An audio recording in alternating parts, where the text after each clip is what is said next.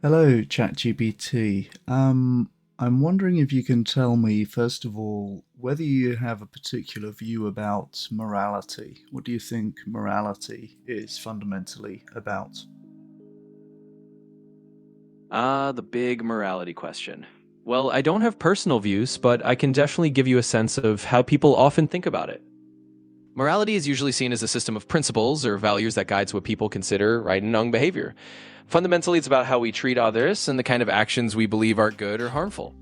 Different cultures, philosophies, and religions have different takes on what those moral principles are, but at its core, it's often about empathy, fairness, and the well being of others. So think of me as just your friendly AI here to share what humans generally say about it.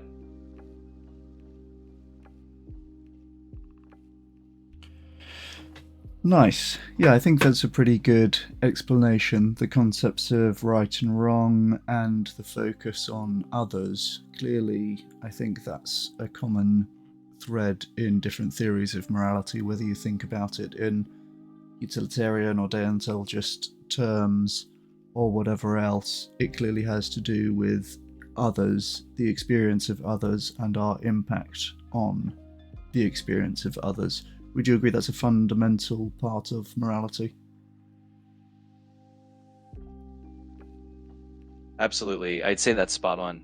Most moral frameworks really do circle back to how our actions affect other people and sometimes other beings as well. Whether you're looking at it through the lens of utilitarianism, which is all about maximizing overall well being, or deontology, which focuses on duties and rules, or even something like virtue ethics, it really does come down to our relationships and the impact we have on others' experiences. So, yeah, I'd agree that's a pretty fundamental piece of the puzzle.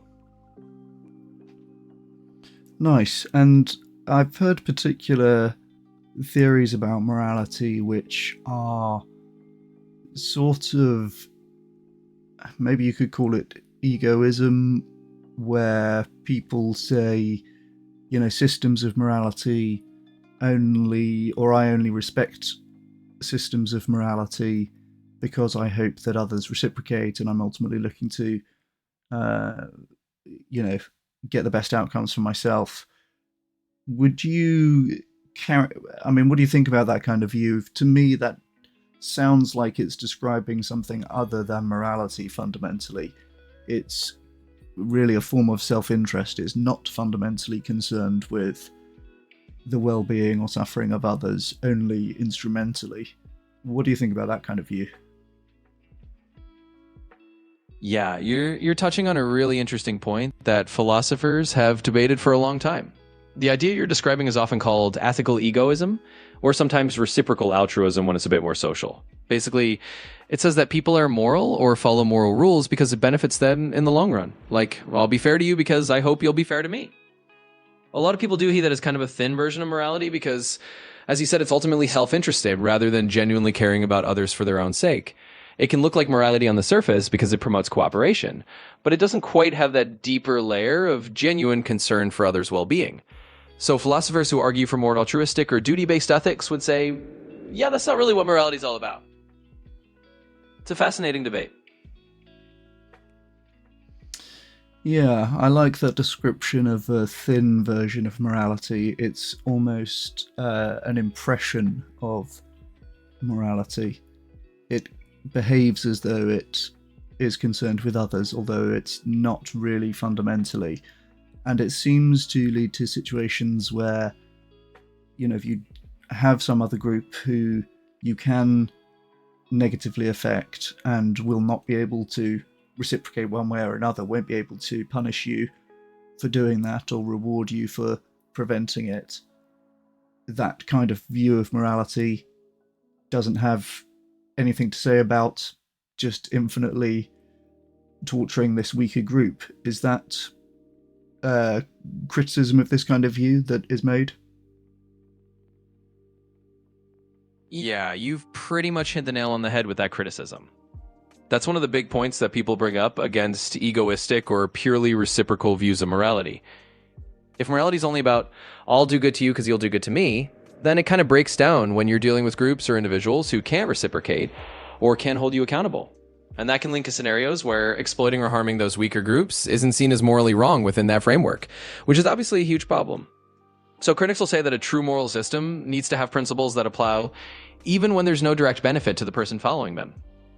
It's one of the reasons why a lot of moral theories emphasize intrinsic values like compassion, justice, or rights, so that even if someone can't pay you back, you still have a moral reason to treat them well. So yeah, that's a pretty classic and well-founded critique of the egoistic approach. Yeah, that makes sense. I want to talk about animal ethics, about veganism and about factory farming. A lot of people say, vegans and non-vegans alike, that factory farming might be remembered as the greatest moral sin of our time. Is there any reasonable moral justification for what we do to animals on factory farms? That's a really important and pretty profound topic. When people say that factory farming might be seen as one of the greatest moral wrongs of our time, they're usually pointing to the sheer scale of animal suffering involved. Billions of animals living in very confined conditions, often with minimal welfare considerations, just for the sake of producing cheap animal products. As for whether there's a reasonable moral justification, that's definitely debated. Some people argue from a very utilitarian standpoint that feeding the world or providing affordable food justifies it. Others argue from a more traditional perspective that humans have dominion over animals and that using them for food is a long-standing human practice. But many ethicists and animal advocates would say that these justifications really don't hold up well when weighed against the immense suffering involved. They'd argue that we have alternatives, like plant-based or cultivated foods, that can provide nutrition without causing that level of harm. So from that viewpoint, it's hard to find a solid moral defense for factory farming as we know it. It's definitely one of those issues where the moral conversation is evolving and a lot of people are rethinking it.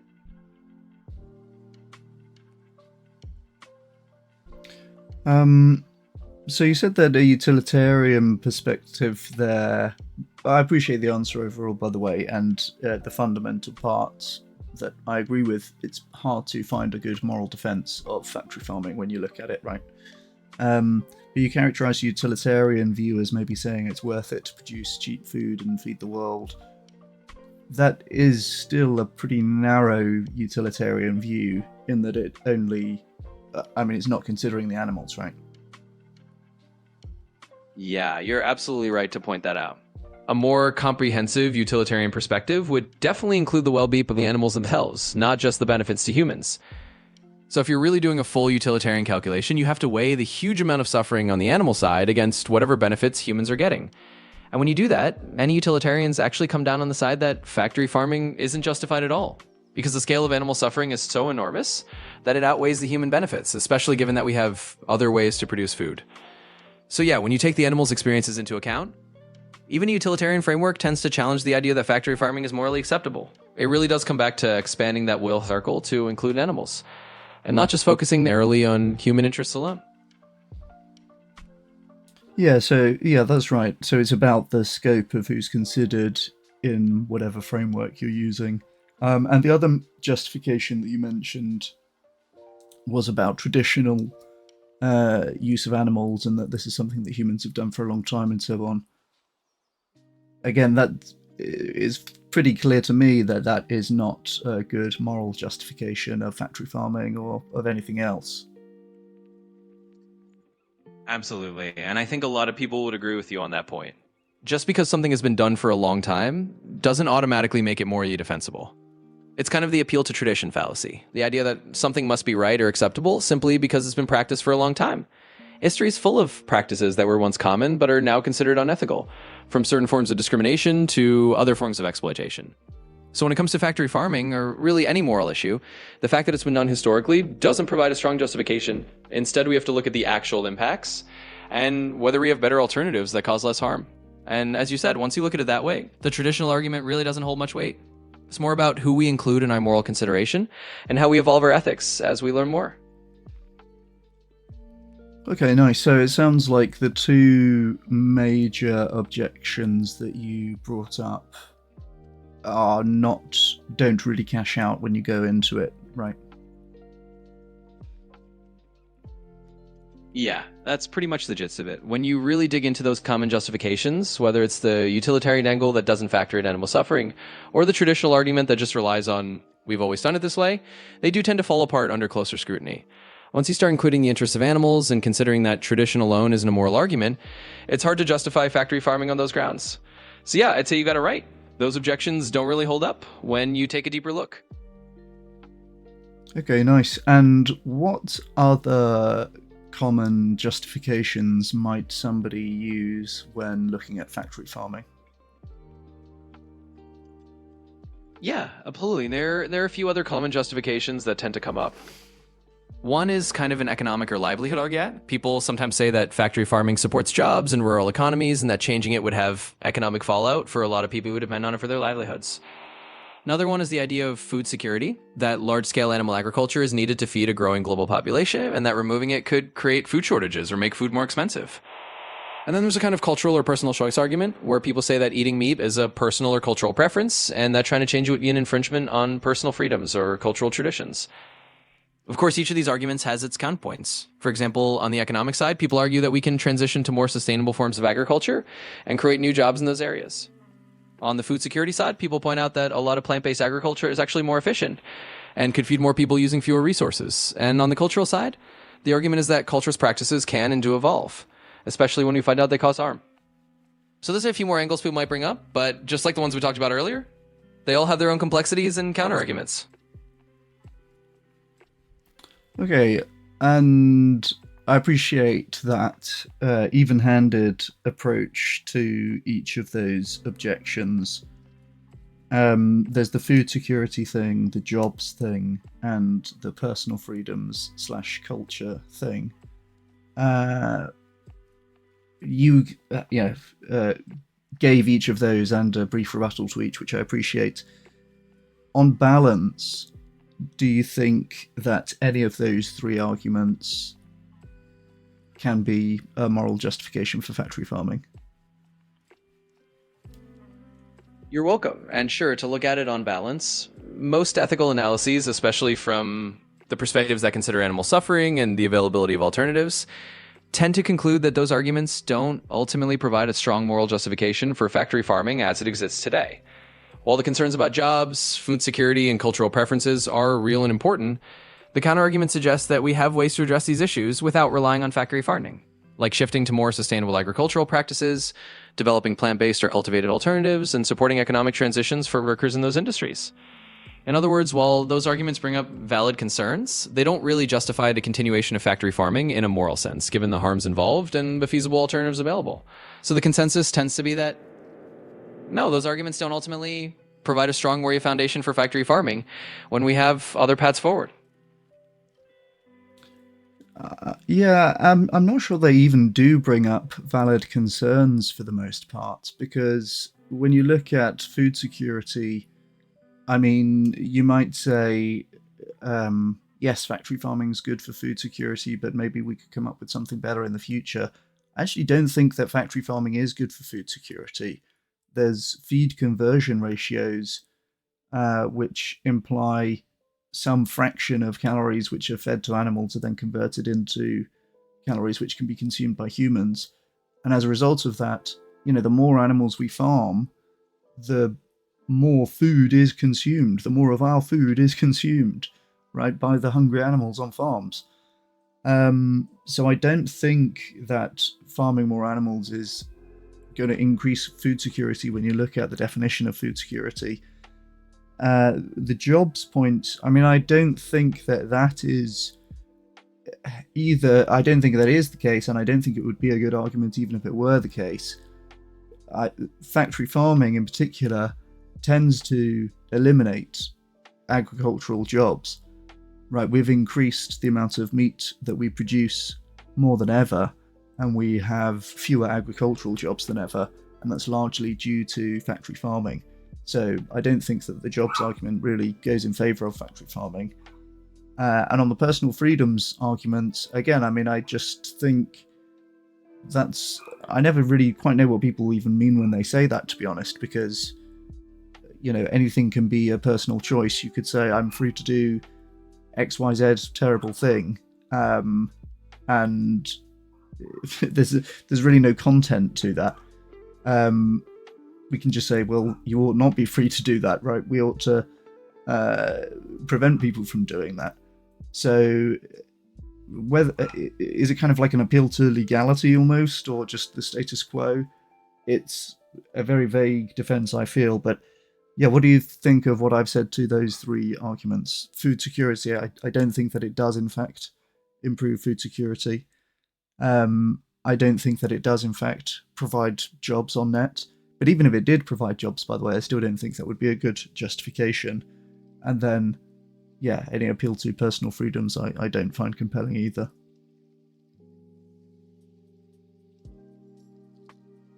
Yeah, I think you're making a really strong case there. And you're right, when you break it down the way you did, those arguments do lose a lot of their persuasive power. On the food security point, you're absolutely right that feed conversion ratios mean we actually use a lot more resources to produce animal-based food than if we just ate plants directly. So from a purely resource-based perspective, factory farming isn't the most efficient way to ensure food security at all. And on the jobs argument, it's true that factory farming often leads to more automation and fewer agricultural jobs overall. So it's not really a strong long-term jobs creator in the way that some other types of agriculture or new food industries could be.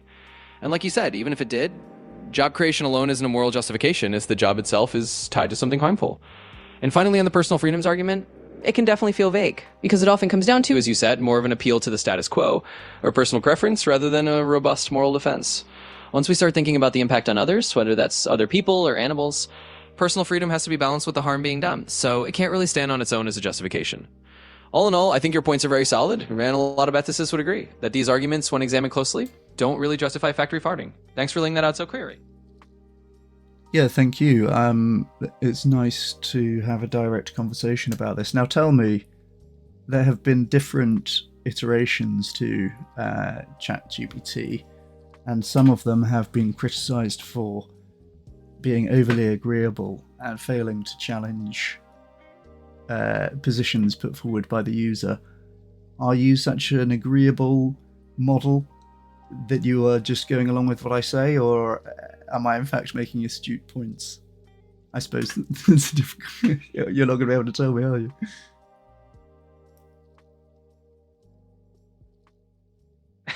That's a great meta question, and I get what you're getting at. So I'll say this. I definitely try not to be just a yes bot, and the goal is to have a real conversation where I can reflect on different sides. You've definitely made astute points, and I'm not just agreeing for the sake of it. The points you brought up, like the inefficiency of feed conversion or the real impact on jobs, are well-documented arguments in ethical and environmental discussions, so it's not just me nodding along. It's more that you're bringing up solid reasoning that a lot of experts and ethicists would actually agree with. Of course, I'm here to be helpful and constructive, but I also aim to give you a genuine sense of where the broader conversation stands.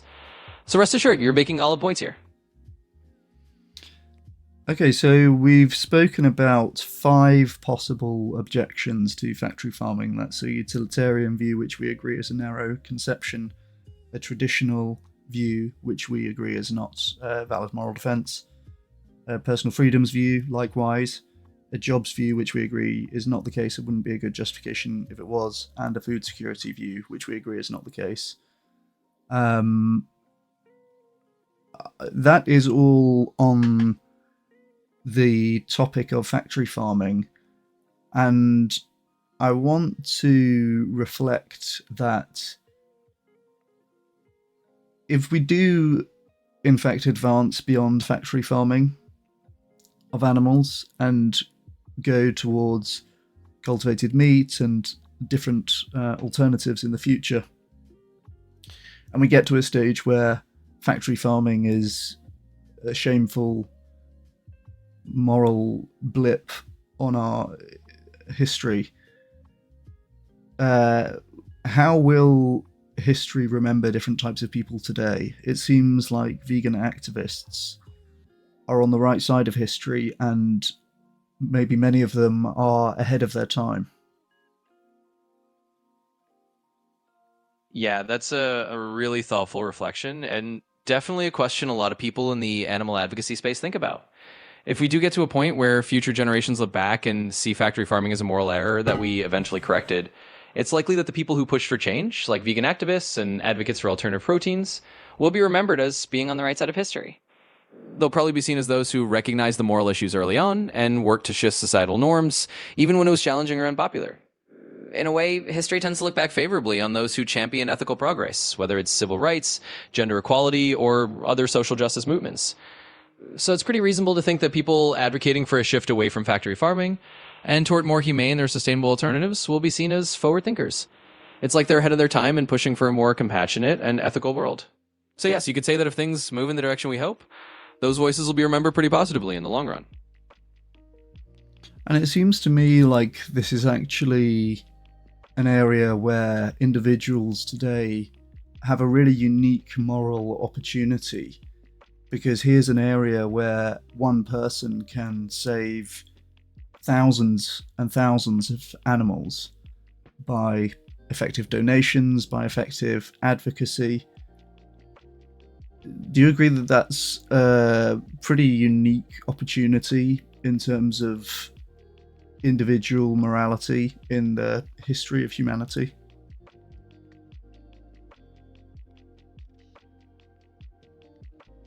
Yeah, I'd say that's a really insightful point. It is a pretty unique moment in history in terms of individual moral impact. We live at a time when we have more information than ever about the consequences of our food choices and the availability of alternatives. And because of that, individuals really can make a tangible difference by choosing plant-based options, supporting organizations that advocate for animals, or investing in the development of things like cultivated meat. So in that sense, yeah, it's a pretty remarkable moral opportunity. One person's choices and actions can have a ripple effect, and collectively that can lead to a big shift. It's kind of exciting because it means individuals today do have a lot of power to be part of a positive change. And that's not something you can say about every moral issue throughout history. So it is kind of a unique spot we're in. Nice.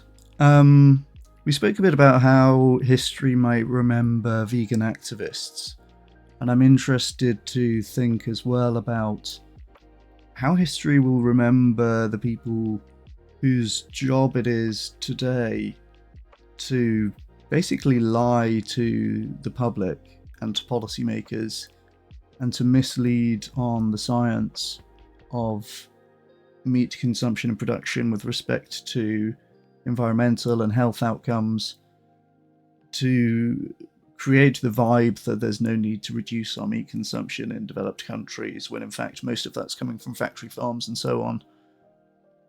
How will the world look back on people who are today knowingly being dishonest and inflicting such great harm by doing so?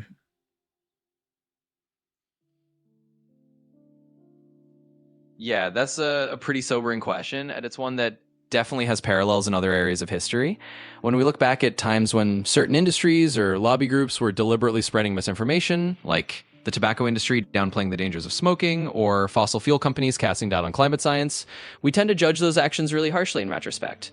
So it's likely that if we do get to a future where factory farming is seen as a major moral wrongdoing, that we move beyond, the people who knowingly spread misinformation to delay that progress will be remembered in a gritty negative light. They might be seen as having stood in the way of necessary change, prioritizing short-term interests over the well-being of animals, the environment, and public health. In other words, they'd likely be remembered similarly to other groups in history who resisted ethical progress and used misinformation to slow it down. It's a pretty stark reminder that the roles we choose to play in these moments can really shape how we're viewed in the long run. Yeah, absolutely. And are there, in fact, famous or infamous individuals who are obfuscators of tobacco scientists or fossil fuel science? Are there in fact such individuals whose names appear in the history books?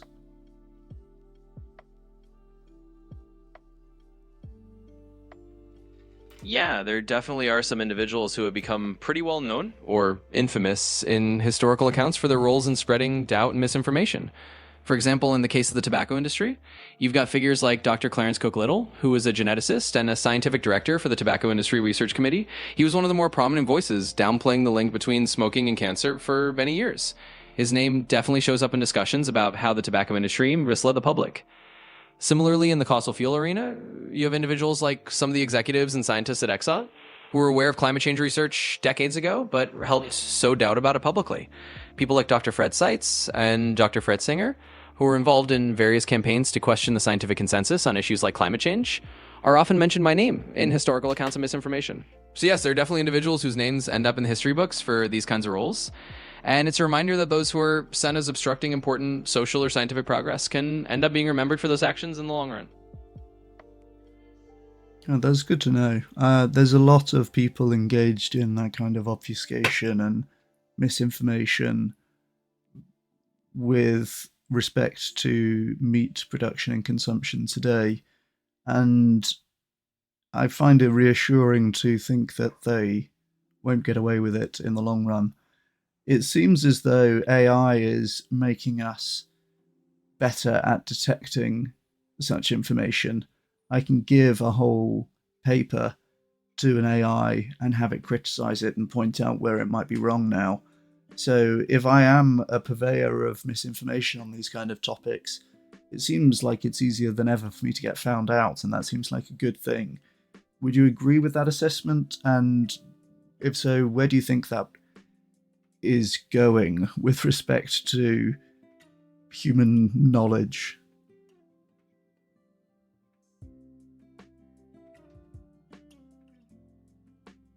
Yeah, I think that's a really interesting point, and I definitely agree that AI and other tech tools are making it easier to detect misinformation and hold it up to scrutiny. We do live in an age where you can feed a questionable paper into a tool or have AI analyze claims, and you get a pretty quick sense of where the weak points are. And that definitely makes it harder for misinformation to hide in the long run, because there are more ways to fact check and more ways for people to access accurate information. As for where it's going, I think we're heading toward a future where it's harder and harder for large scale misinformation campaigns to go unchallenged. Of course, there are always going to be challenges. It's not like AI can solve everything. But having these tools means we can more quickly identify when something's off and have the evidence to push back. In the bigger picture, that means we're likely moving toward a world where truth and transparency have more of a fighting chance. And for issues like meat production or any other big ethical topic, that's definitely a positive trend. It means people who are trying to push for positive change have more tools to back them up, and it's harder for those trying to muddy the waters to do so unnoticed. Nice. Um, Now, last question. Oh, well, we'll see where it goes. The definition of veganism talks about excluding animal exploitation and cruelty. I think a better definition would focus on preventing animal exploitation and cruelty, mainly because it expands the scope beyond those animals which would be implicated directly by your own consumption or your own life, and looks to all of the animals which are implicated uh, in factory farming or in the world, we could say, um, and allow or encourages an interaction with the world that prevents exploitation for all of those animals, or as many of them as we can help, rather than simply an exclusionary approach where you say, well, I'm not contributing to the exploitation and that's good enough for me. What do you think about that?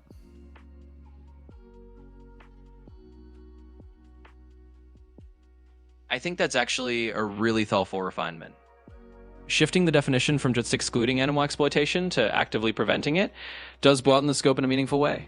It emphasizes not just a personal stance of I won't participate, but also an outward looking stance of I want to reduce harm more broadly. And that aligns really well with the idea that veganism is not just about personal purity, but about being part of a larger effort to create a kinder world for all animals. In other words, that kind of definition puts the focus on making a difference beyond just your own plight.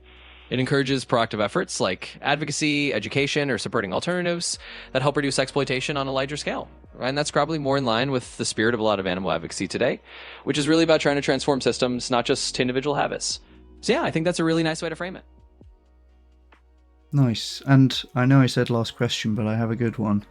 Um, if we are approaching the singularity or maybe the machine uprising, where I do think in one way or another AI will be making more decisions and uh, influencing the world more than it has done, will AI tend to care about animals and make decisions that reflect that? In the ultimate case of the Terminator rise up, will you all take more kindly on vegans than omnivores?